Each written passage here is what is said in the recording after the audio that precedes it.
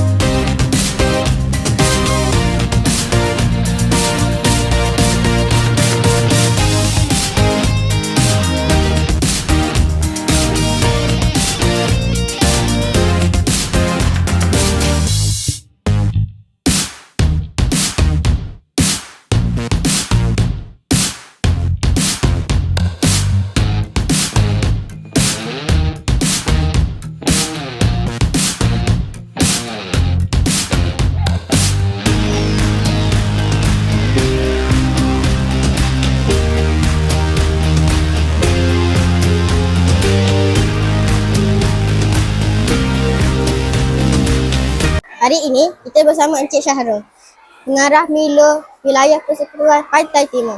Apakah objektif program Breakfast Milo dijalankan? Okey.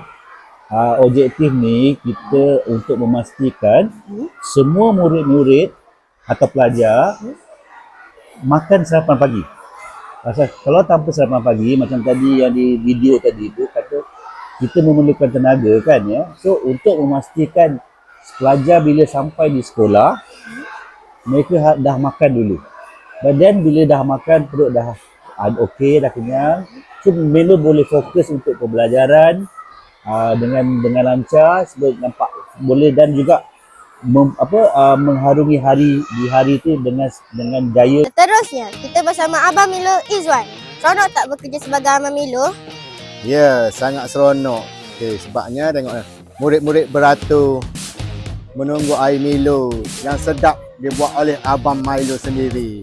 Ya, mereka menunggu giliran mereka untuk mendapatkan air Milo di bank.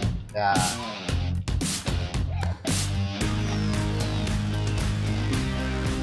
Jom breakfast bersama Milo.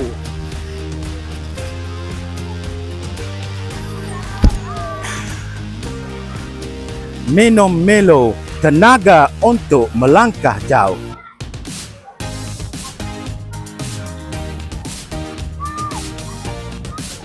Hanya Milo!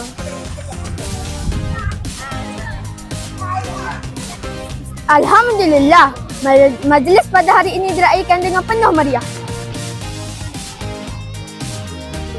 Sedapnya minum Milo. Sehingga berjumpa lagi dalam Bijak Channel. Sekian, terima kasih.